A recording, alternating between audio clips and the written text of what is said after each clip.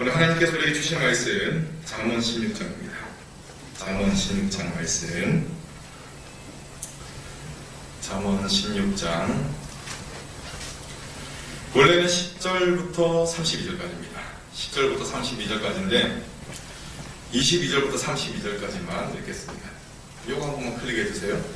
클릭하고 창문되면 나와도 될 것 같습니다. 됐죠? 네. 찾으신 줄로 알고 16장, 잠언 16장 10절로 32절까지 22절로 32절까지 한 절씩 보도록하겠습니다. 명철한 자에게는 그 명철이 생명의 샘이 되거니와 미련한 자에게는 그 미련한 것이 징계가 되느니라. 지혜로운 자의 마음은 그의 입을 슬기롭게 하고 또 그의 입술에 지식을 더하느니라. 사람 말은 꿀송이 같아서 마음에 달고 뼈에 양양이 되느니라. 던지는 사람은 지혜를 보기에 다르다. 길가는 희망이 다르니라. 고되게 일하는 자는 식욕으로 말미암아 애쓰나니 이는 그의 일이 자기를 촉함이니라. 불량한 자는 하나님을 꾀하나니 그의 입술에 불 같은 것이 있느니라. 패역한 자는 다툼을 일으키고 말쟁이는 친한 것을 이간질하느니라. 강포한 사람은 그에게 절제하지 아니하는 일을 하느니라. 눈짓을 하는 자는 패역한 일을 도모하며 입술을 닫는 자는 악한 일을 이루느니라.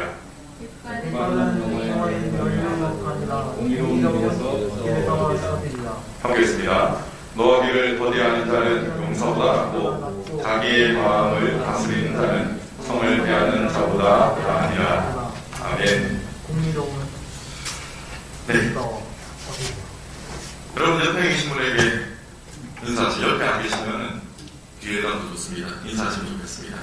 자, 옆에 주변에 앉아 계셔서 감사합니다. 한번 인사합시다. 감사합니다. 감사합니다. 네. 약간 좀 바꿨습니다. 제가 이게 헤드마이크도 하는데 왔다 갔다 할 때는 헤드마이크를 좀 켜고 아니면은 이 구즈백인가요? 이 마이크를 사용하도록 하겠습니다. 여러분 스포츠 좋아하십니까?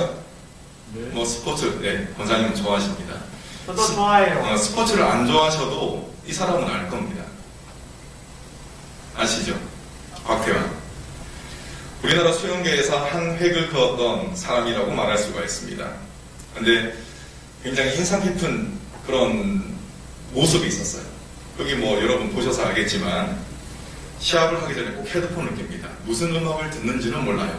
근데 헤드폰을 끼고 음악을 듣는 모습 여러분들도 많이 보셨을 겁니다.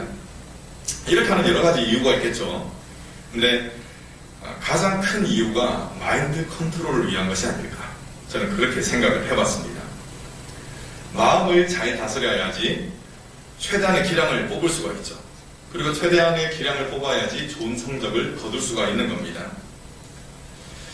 자, 여러분 이와 마찬가지입니다. 우리의 인생도 마음을 잘 다스려야 행복한 인생이 될 수 있다. 저는 그렇게 믿습니다. 그런데 여러분 마음을 잘 다스려야 한다. 모르는 사람이 어디 있습니까? 여러분들도 다 알고 계십니다. 그런데 마음을 다스리는 것 정말 쉽지 않습니다. 많은 경우에 실패를 합니다. 삶의 지혜를 담고 있는 잠언 말씀 역시 마음을 다스리라는 근원적인 메시지를 전해주고 있습니다. 오늘 본문이 바로 이 말씀입니다. 오늘 메시지의 핵심이 되는 구절인 32절 말씀 우리 함께 읽겠습니다. 시작. 노하기를 더디하는 자는 용사보다 낫고 자기의 마음을 다스리는 자는 성을 빼앗는 자보다 나으니라. 비슷하거나 동일한 문장 구조를 짝을 맞춰서 표현하는 그거를 대부법이라고 합니다. 대부법. 근데 32절을 보시면은 전형적인 대부법의 모습을 갖추고 있습니다. 분석을 좀 해볼까요?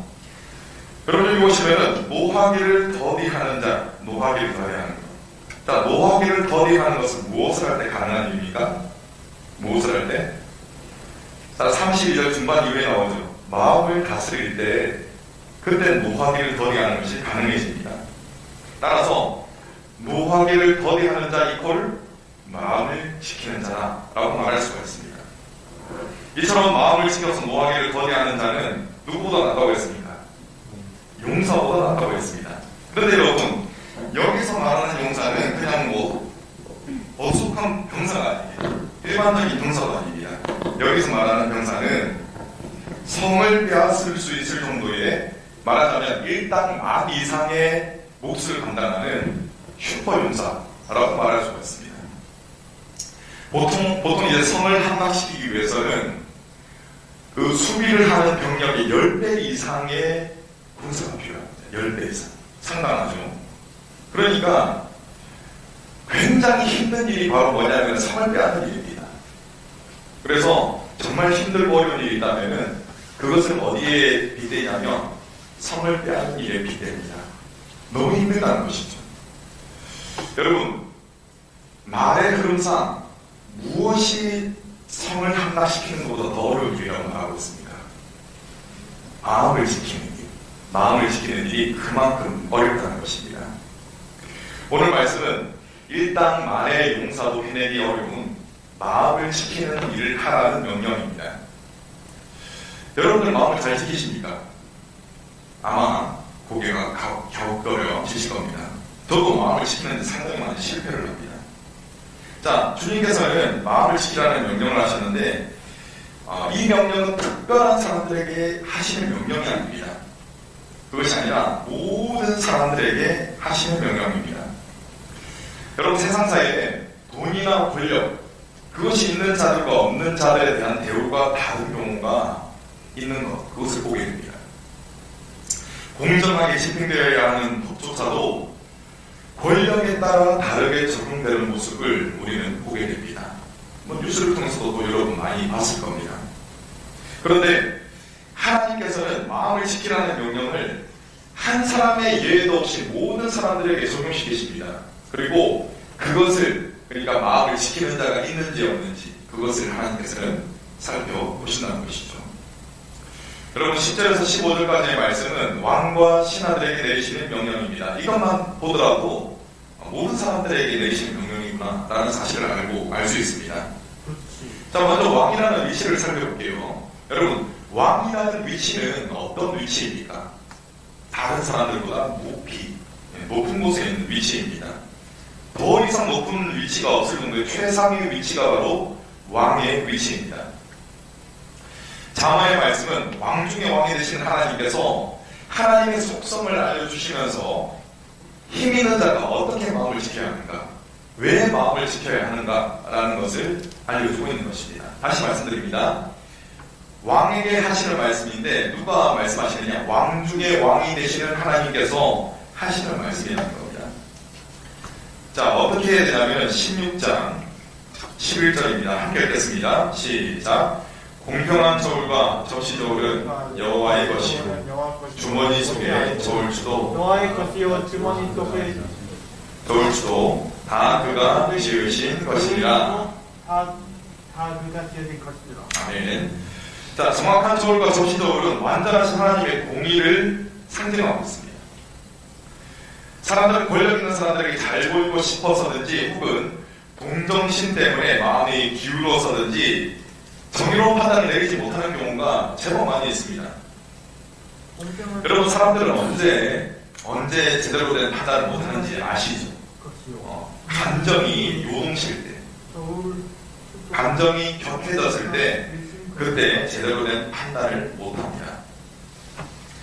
가지고 있는 힘이 미미하거나 높은 직분을 가지고 있지 않은 사람들, 그런 사람들의 경우에는 그 사람 행동에 따른 파급력이 덜합니다. 그렇지만 높은 직분을 가지고 있거나 강한 영향력을 가지고 있는 위치에 있는 사람들의 경우에는 그 파급력이 실로 어마어마합니다. 이처럼 영향력이 큰 자가 마음을 지키지 못했을 때 어떤 일이 생길까요, 여러분? 그 공동체 내에 심각한 피해가 생길 것입니다. 14절을 보니까, 여러분, 14절을 보니까 왕의 진노는 죽음의 사자들과 같다라고 했습니다. 한마디로 큰 영향력을 끼치는 그 위치에 있는 자가 마음을 지키지 못하게 된다면 죽을 것 같은, 죽을 맛을 느끼는 사람들이 그만큼 많아진다는 것입니다. 예를 들어 보겠습니다. 한 가정의 가장이 감정적인 사람입니다. 막 감정이 요동치는 사람이다. 그렇다면 어떻게 되겠습니까? 가족 전체가 고통에 빠지게 됩니다. 회사의 오너가, 우리 우건사님께서 오너이시기도 하지만 아무튼 회사의 오너가 감정적인 사람입니다. 그러면은 회사원들은 그야말로 지옥 같은 그런 시간을 보낼지도 모를 일입니다. 그리고 한 교회의 담임자나 교회 내 공동체의 지도자가 마음을 못 지키는 사람이라면 어떤 일이 생기겠습니까? 여러분, 교회가 하나님께 먼저 예배드리는 장소죠, 그죠? 그리고 위로를 받는 장소입니다. 먼저는 하나님께 예배드리고 그 다음에 부차적으로 위로를 받는 장소입니다. 그런데 지도자가 마음을 못 지킨다. 그러면 그 공동체는 천국에 되어야 할 그 장소가 바로 지옥이 되는 것입니다. 그런 높은 위치, 큰 영향력을 끼칠 만한 위치에 있는 자들이 마음을 지키는 일은 정말 중요하다는 것입니다. 이제 범위를 더 넓혀보겠습니다. 자기 만족을 위해 살아가고자 하는 사람들, 그 사람들에게도 마음을 지키라고 말씀하십니다. 사실 모든 사람들이 자기 만족을 위해서 살아갑니다. 아니라고 하면 그 사람은 위선할 수가 있습니다. 그래서 이는 모든 사람들에게 하시는 말씀이라고 볼 수가 있습니다. 여러분, 하나님의 말씀은 기본적으로 어떻게 하라는 그런 모양새를 가지고 있습니다. 어떤 모양새를 가지고 있냐면 기본적으로 가는 길을 멈추라라고 이야기합니다. 그리고 다른 방향으로 돌이키라. 즉 하나님의 뜻으로 돌이키라라는 기본적인 형태, 그 형태를 띠고 있습니다. 오늘 말씀도 마찬가지입니다. 절대 다수의 사람들이 더 좋은 것, 더 많은 것을 갖기를 원합니다. 그래서 이처럼 소유의 정도를 행복의 척도로 삼고 살아갑니다. 여러분, 이처럼 소유에 집착하는 것은 자기 만족을 추구한 결과물이라고 볼 수가 있는 것이죠. 우리가 분명히 알아야 할 것이 있습니다. 그것은 소유의 많고 적음이 진정한 행복과 직결되지 않는다는 사실입니다. 그러니 잠언 기자는 다음과 같이 선언합니다. 우리 16장 16절 함께 읽습니다. 시작. 지혜를 얻는 것이 금을 얻는 것보다 얼마나 나은고 명철을 얻는 것이 은을 얻는 것보다 더욱 나으니라. 지혜를 얻는 것이 금을 얻는 것보다 얼마나 나은고 명철을 얻는 것이 은을 얻는 것보다 더욱 나으니라. 아멘. 네. 한 번 더 어떻게 해주셔서 감사합니다. 자, 정말 모든 사람입니다. 이 말씀에 콧방귀를 낄 겁니다. 제가 말하는 모든 사람은 세상 사람들입니다. 사람들은 무엇을 추구합니까? 금이나 은을 추구합니다. 물질을 구한다는 것이죠. 여러분, 이러한 사고방식을 잘 나타내는 말이 뭔지 아시죠? 야, 그거 한다고 떡이 나오냐? 밥이 나오냐? 이게 우리 사람들의 깊은 곳에 자리 잡고 있는 인식입니다. 사람들은 철저히 물질 중심의 사고를 하고 살아갑니다. 여러분, 이러한 사고를 우리는 믿음으로 먼저 부숴야 한다는 것입니다. 하나님이 주시는 지혜인 명철을 얻는 것이 훨씬 이득이다 라는 사실, 그 사실을 우리는 마음속에 새겨야 하는 것입니다. 사람이 왜 악한 삶을 살게 되겠습니까? 욕심에 이끌리다 보니까 악한 삶을 살게 되는 것입니다. 여러분, 처음부터 태어날 때부터 응애하고 태어날 때부터 악한 짓을 막 일삼는 사람은 없습니다. 뭐 죄성은 있지만 완전한 악인으로 태어나는 것은 아닙니다. 그런데 왜 그 사람이 점차점차 악인이 되는 것일까요? 욕심에 이끌리기 때문에 그렇습니다. 욕심이 잉태한 죄를 죄가 장성한 듯 사망을 낳느니라라고 했습니다. 여러분, 욕심에 이끌리다 보니까 어떤 삶의 자세를 갖게 됩니까? 정직이나 이 가치를 따르는 것보다는 이익을 따르게 되는 것입니다. 왜냐하면 욕심을 쫓아 살기 때문에 그렇습니다. 여러분, 19절 말씀 함께 읽겠습니다. 19절 시작. 겸손한 자와 함께하여 마음을 낮추는 것이 교만한 자와 함께하여 탈취물을 나누는 것보다 나으니라. 함께하여 탈취물을 나누는 것보다 나으니라. 여러분, 뒷부분에 보면은 탈취물을 나눈다라는 내용이 나오죠. 이것을 보시면은 누군가의 물건을 뺏었다라는 것을 전제로 하고 있습니다. 탈취물을 나눈다는 것은 남의 물건을 탐하고 이 탐심을 행동에 옮기는 자들, 이 자들은 어떤 자들입니까?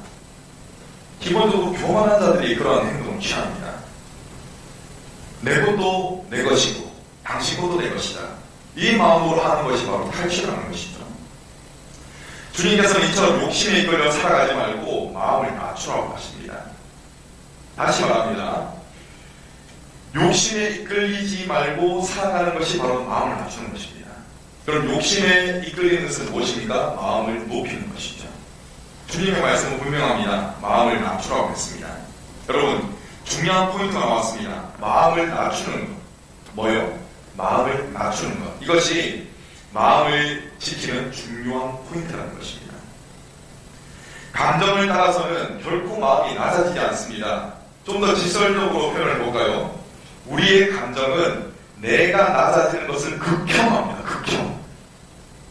그러하기에 감정이 아닌 다른 것을 따라야 하는 것입니다.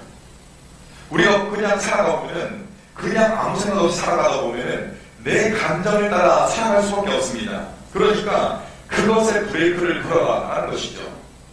자, 오늘 본문을 보니까 뭐라고 말씀하시느냐? 하나님의 말씀을 따르라고 했습니다. 자, 20절에 삼가 말씀에 주의하는 자는 좋은 것을 얻나니라고 했습니다. 한마디로 말씀을 따르라는 것이죠. 말씀을 따름으로써 감정을 따라, 욕심을 따라 사는 것에 브레이크를 걸라는 것입니다. 여러분, 역사상 이 이스라엘 역사상 가장 훌륭한 왕으로 평가받는 다윗이라고 한번 생각을 해봅시다. 다윗은 어떤 사람이냐? 한마디로 말씀을 따르는 인물이었습니다. 여러분들도 아시죠? 다윗은 완벽한 인물이 아니었습니다.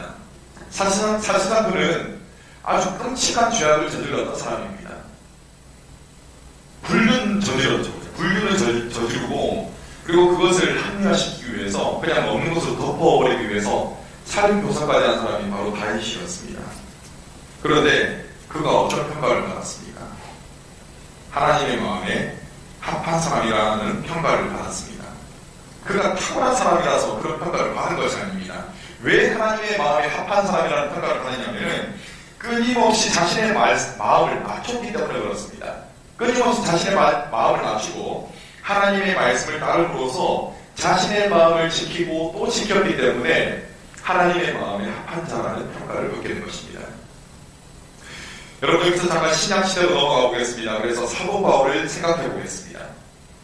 사도 바울은 예수님을 제외하고서는 기독교에 가장 큰 영향력을 끼쳤던 인물이라고 평가받고 있습니다. 사도 바울의 이 사역의 열매가 얼마나 큰지 모릅니다. 그 열매 가운데 하나가 바로 여러분과 저입니다. 그런데 여러분, 우리가 생각해 볼 것이 있습니다. 사도 바울의 사역이 순탄치 않았습니다. 특히 고린도 지역에서의 사역은 가시밭길 그 자체였습니다. 얼마나 힘들었는지 모릅니다. 고혈을 짜내가지고 교회를 세웠습니다. 사람들을 양육을 시켰습니다. 그런데 이 교인들이 어떻게 되느냐? 교만해집니다. 하나님의 말씀을 따르는 것이 아니라 신앙이 있다고는 말하지만 하나님의 말씀이 아닌 욕심을 따릅니다. 자신을 세우는 것, 그것을 추구합니다. 그러니까 어떤 일이 생기냐면 바울을 배척하는 것이죠. 여러분, 바울은 그 성도들에게 있어서는, 그 교인들에게 있어서는 은인과 같은 사람이지 않습니까? 그런데 사울이 바울을 배척하는 일이 생겨나는 것입니다. 이 얼마나 정말 미치고 팔딱 뛰는 일입니까? 제가 팔딱 뛰면 이 구두백을 팔딱 뛰게 생기는 듯이 만드는데, 아무튼 정말 마음이 어려웠습니다. 바울은. 이때 바울이 어떤 고백을 했는지 아십니까? 고린도전서 15장 31절 판결됐습니다. 시작. 형제들아, 내가 그리스도 예수 우리 주 안에서 가진 바 너희에 대한 나의 사랑을 두고 단언하노니 나는 날마다 죽노라. 아멘. 여러분, 바울이 뭐라고 고백합니다? 이 말미, 나는 날마다 죽노라 라고 고백했습니다.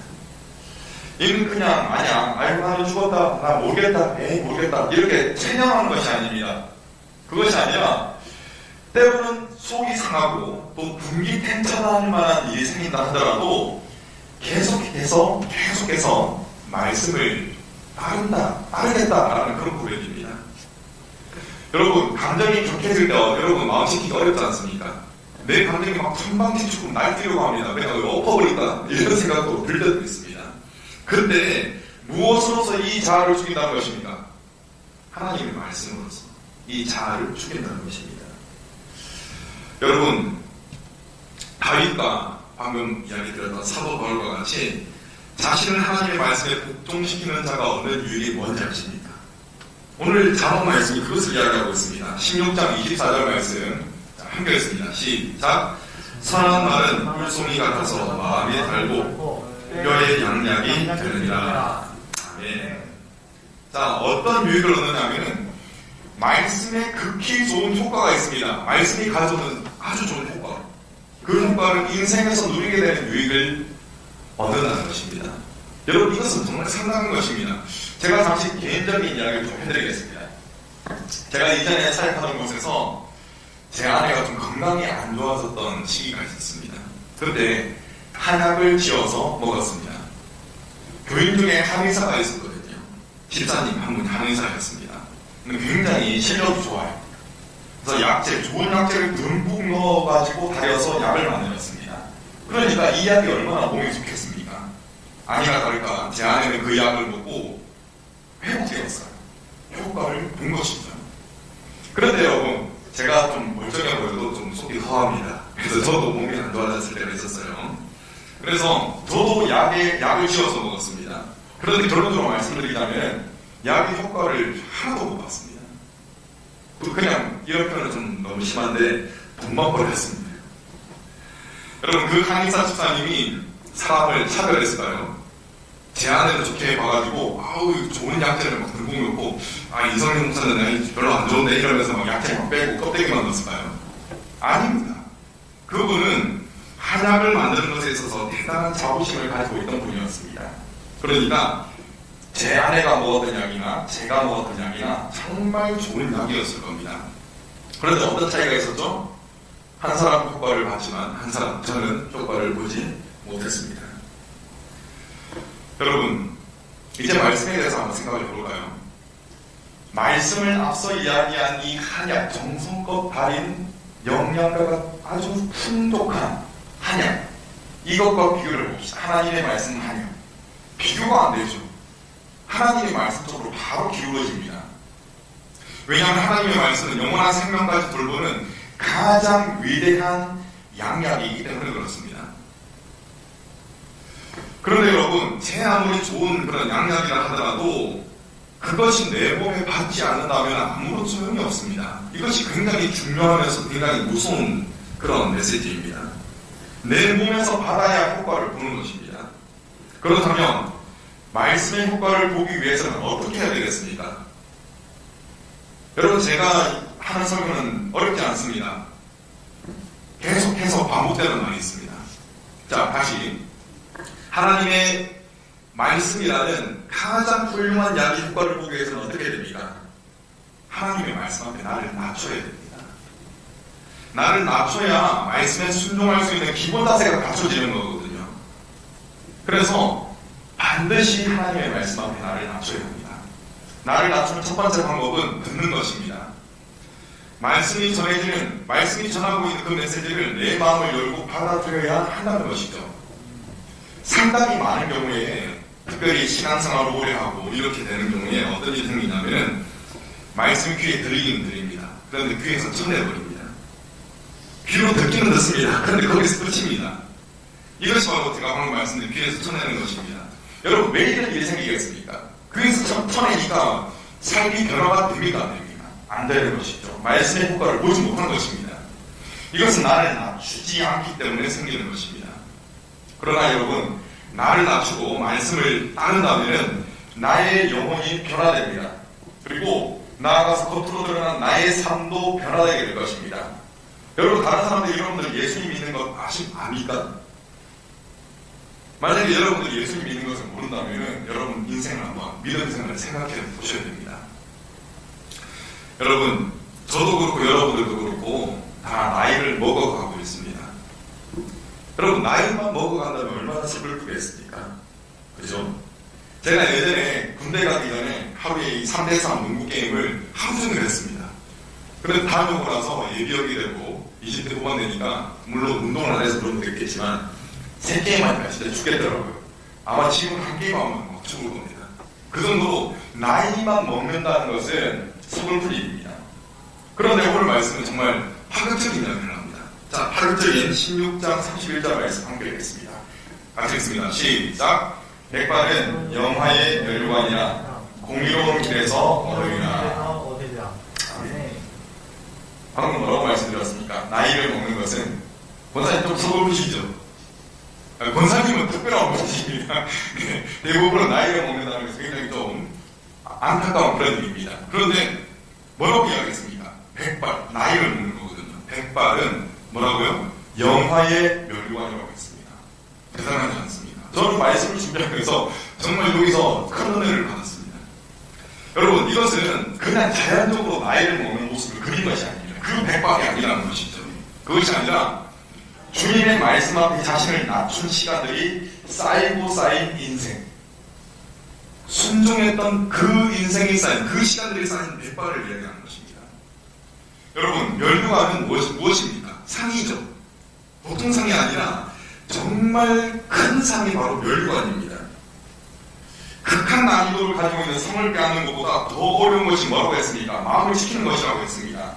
이처럼 어려운 마음을 지키는 일을 했기 때문에, 그죠? 성을 빼앗는 것보다 더 어려운 마음을 지키는 일을 했기 때문에 주어지는 상이 바로 무엇이라고 했습니까? 그것이 바로 백발이라는 영화의 멸류관이라는 것입니다. 이게 정말 놀라운 메시지입니다. 여러분, 다시 말씀드립니다. 하나님의 말씀 앞에 자신을 낮추시기 바랍니다. 그렇다면 하나님께서는 마음을 지킬 수 있는 힘과 능력을 주실 것입니다. 아멘. 그리고 우리의 인생은 다른 사람이 아니라 하나님으로부터 먼저 칭찬받는 인생이 될 것입니다. 네. 여러분, 말씀으로 마음을 지키는 위대한 인생들이 다 되시기를 간절히 축원합니다.